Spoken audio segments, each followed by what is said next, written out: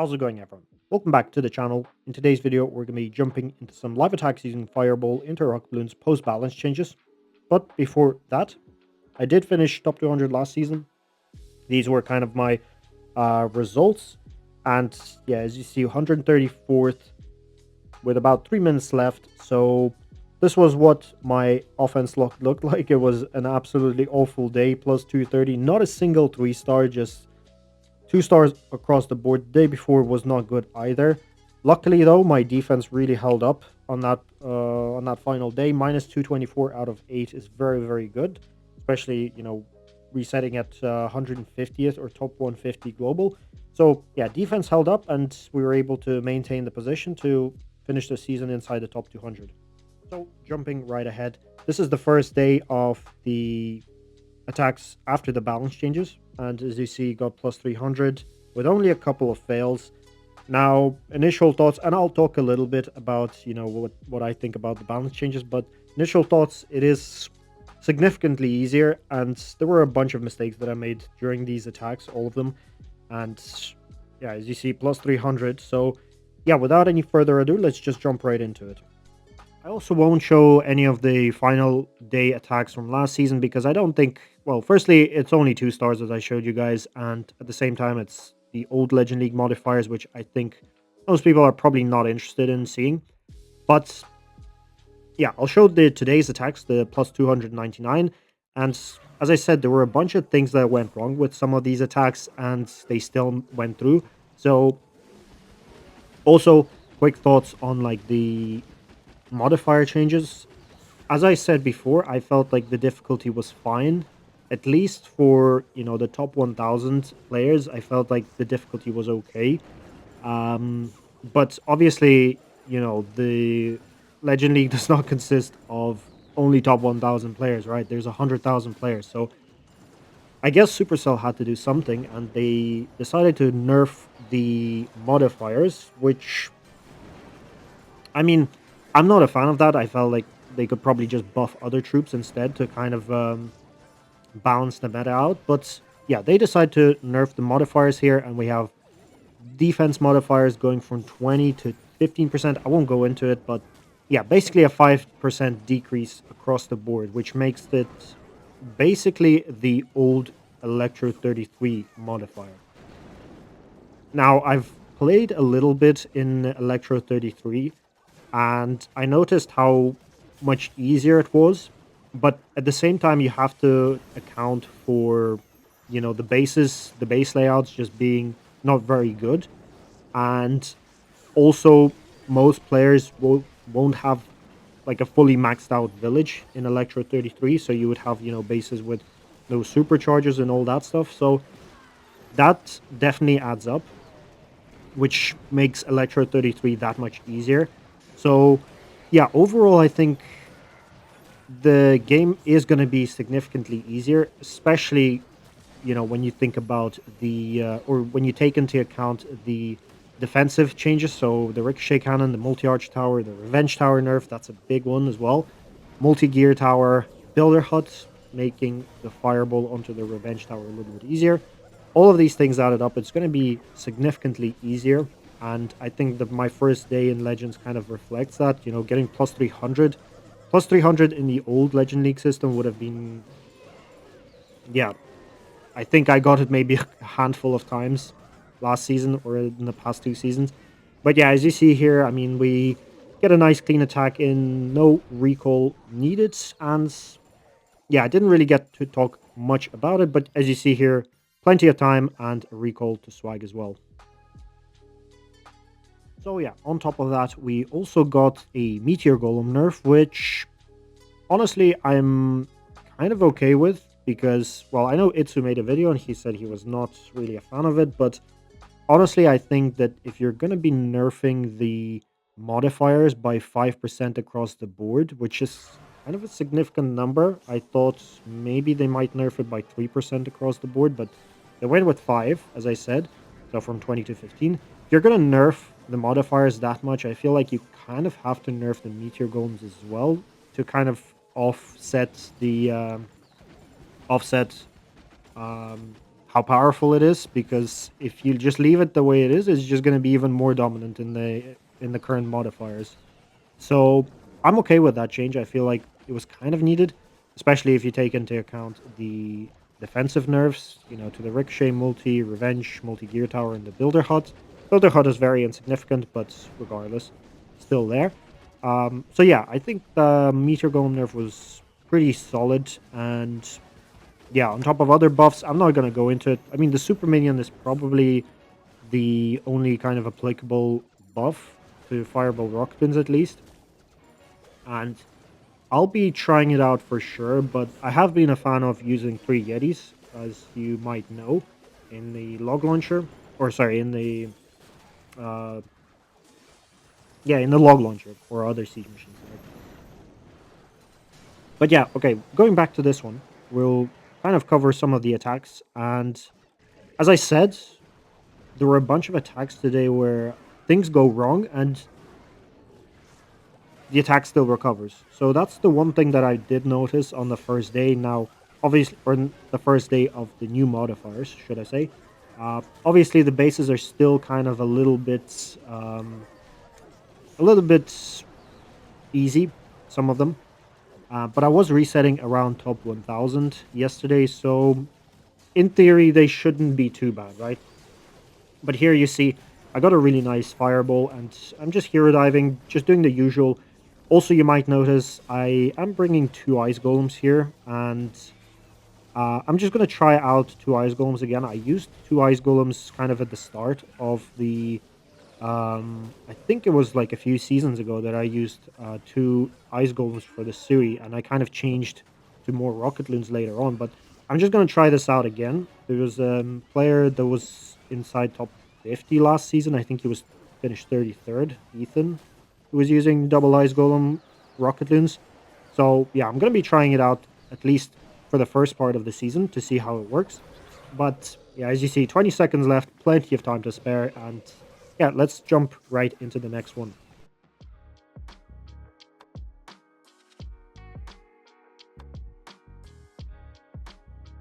So this base, I swear I've hit it. I don't know how many times in friendly challenges, and I was just not able to consistently, or I don't think I was even able to 3-star it once, to be honest, because it would always come down to time. But here we find it in the new Legend League modifiers, and I'm going to do the exact same approach just to see, just to see if it will work, because in theory it should work.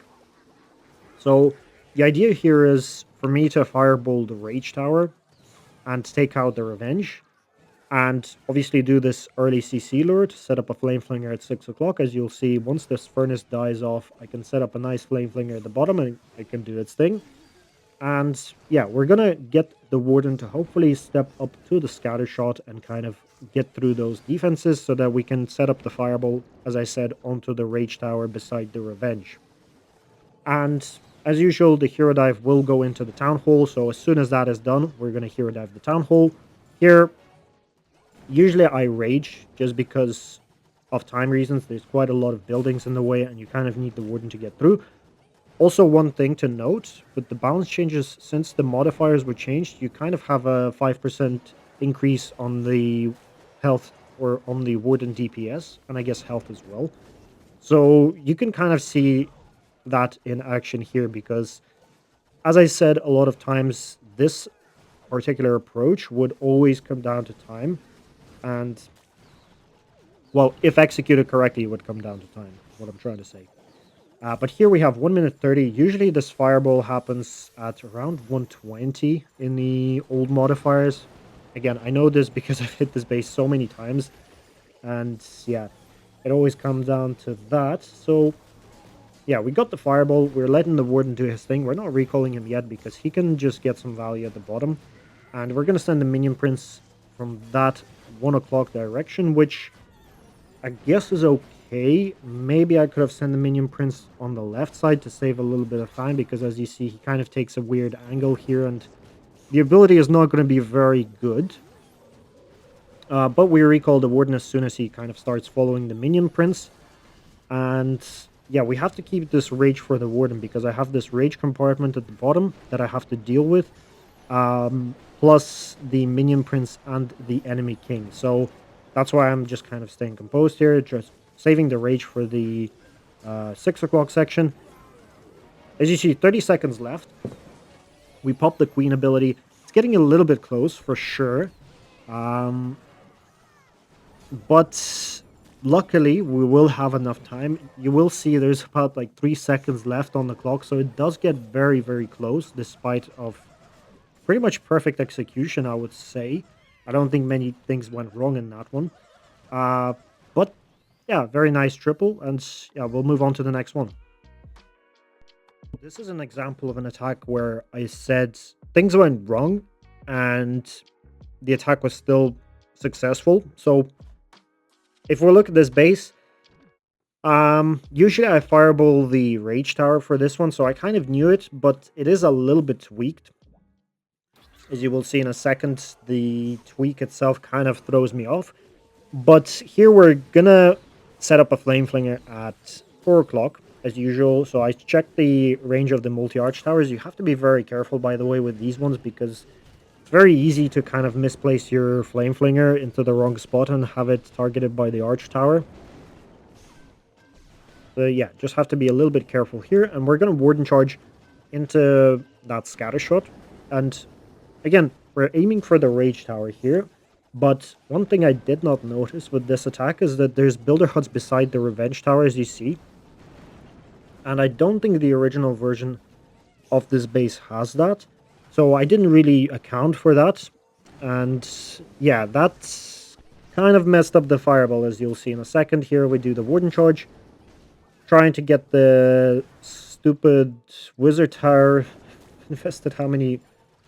In 3 Rocketloons or something like that at this point into that stupid wizard tower too. But yeah, very, like, I really did not want to use that last one, which I didn't need to be honest. But yeah, 1, 2, 3. Usually 3 is enough, but that builder hut ruined the fireball. Still good value though. As you see, the revenge tower did go down. And I'm not sure if the builder hut speed nerf was in play here, where I placed their, like, sometimes in the old system, the quakes being placed would result in the revenge tower not going down. Here we take out the revenge tower, even though the quakes were a little bit late, I thought. But yeah, we missed the fireball. And we're gonna fight the CC now. 2 ice golems is actually quite nice, because as you see, like, that second freeze is pretty clutch to kind of prolong or save the health of the heroes. Warden is still going strong. You might notice I don't recall him right away. If he is doing his thing, just let him do his thing. As soon as he gets into trouble, then recall him out. But yeah, as soon as the Warden steps towards the gold storage, then I just recall him, because there's no point of having him there, since he would probably follow some other troops after that. And Minion Prince on the back end, you know, still plenty of power left in the army, plenty of time as well. And yeah, regardless of missing the fireball, we still get a pretty convincing 3-star.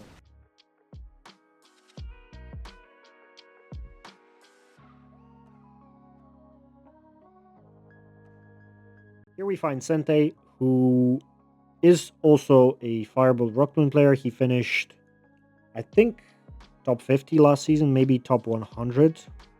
I think maybe 60th last season, something like that at least. So we find him here in the new season.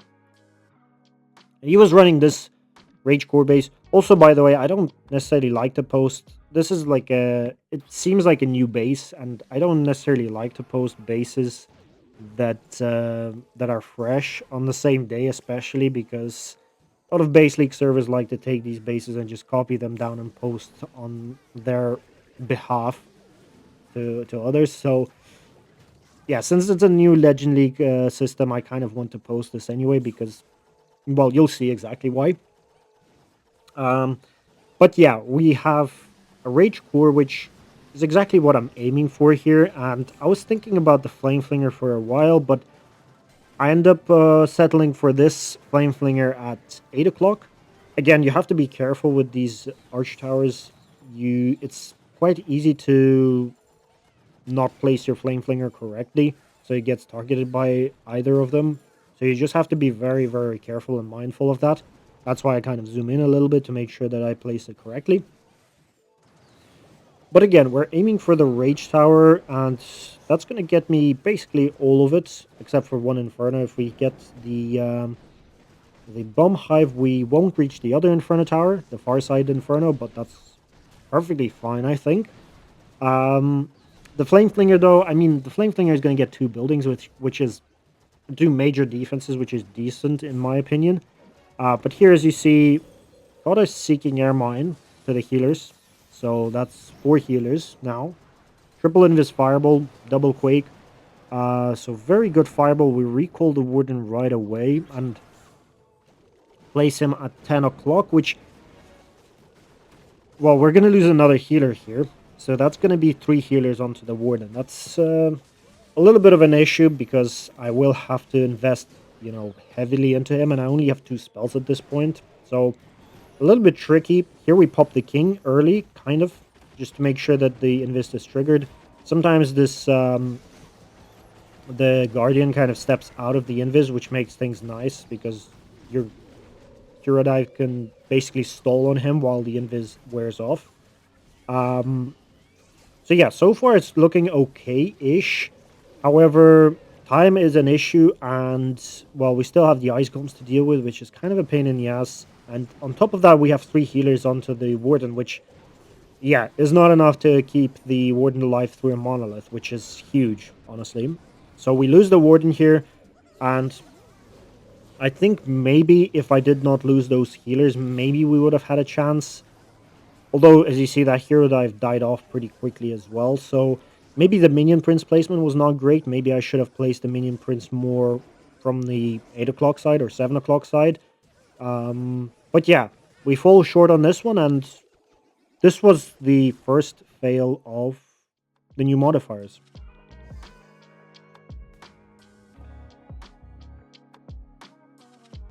So again, another attack where I think the new Legend League modifiers come into play quite a bit. So you'll see what ends up happening here. It's a Rage core base. Obviously, just most of the times I go for the Rage compartment for these styles of bases. Um, I mean, here we could take out the Revenge Tower if we fireball the Bomb Hive. So that's what I'm going to go for. We will also take out 2 Inferno Towers, which is great. And when it comes to Flame Flinger, I spotted some Flame Flinger value at, yeah, at 1 o'clock. I did not place the Flame Flinger correctly, though. Here, I feel like I probably could have placed it better. Because, well, you'll see what ends up happening is that the Flame Flinger does not get the multi-gear tower. But we're going to go back to the hero charge. Here, Ricochet plus Nexpo.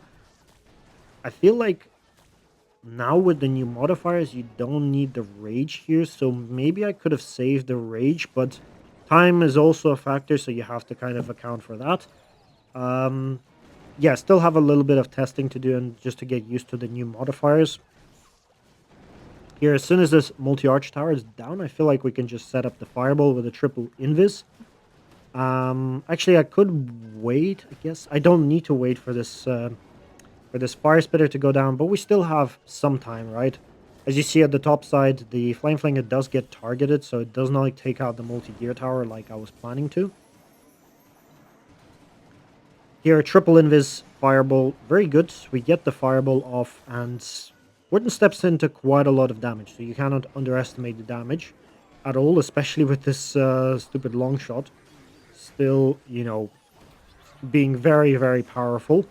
Luckily here, though, RNG makes it so that the long shot basically steps out of that town hall compartment, and we get an easy takedown of the long shot.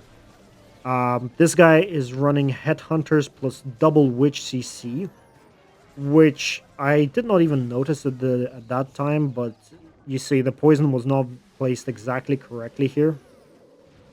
But we deal with the witches, and yeah, the warden. I raged the warden here, thinking that he will get through all of this damage on the right side, but obviously I did not calculate that exactly correctly. So we Yeah, unfortunately, we lose the Warden and we basically swag the Rage. So at this point in the old system, that is for sure a fail. 100%.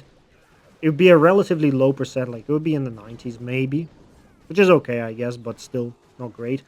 Um, but here with the new modifiers, you'll see how far this is going to get at the end. So Minion Prince is still kind of healthy, and I am kind of getting lucky. He's not catching any Seeking Air Mines, but yeah, obviously, if you account for the Swag Rage, to triple this is kind of ridiculous. And while we get really lucky here, we do end up getting a triple, but still, it just goes to show that these modifiers do make a significant difference.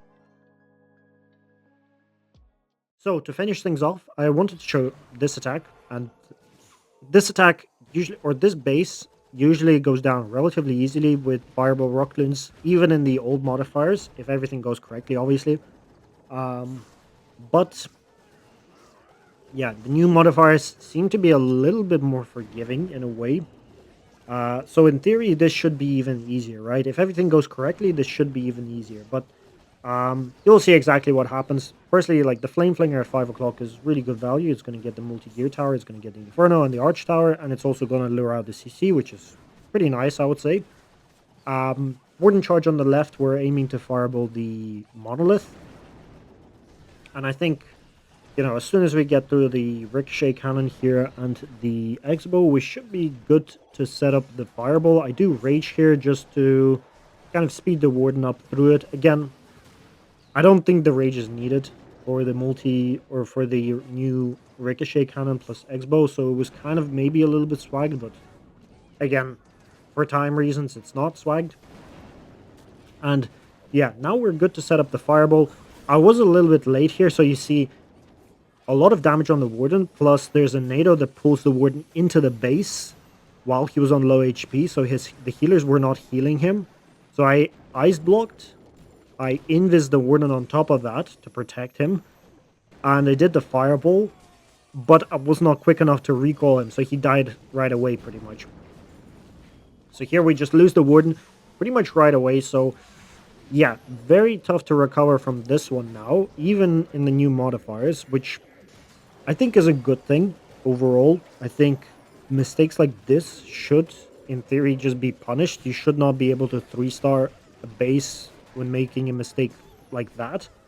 But we'll see how this plays out. We'll see, because we still have the Minion Prince. We still have not a huge amount of time, but still 50 seconds, 1 minute. This could go through.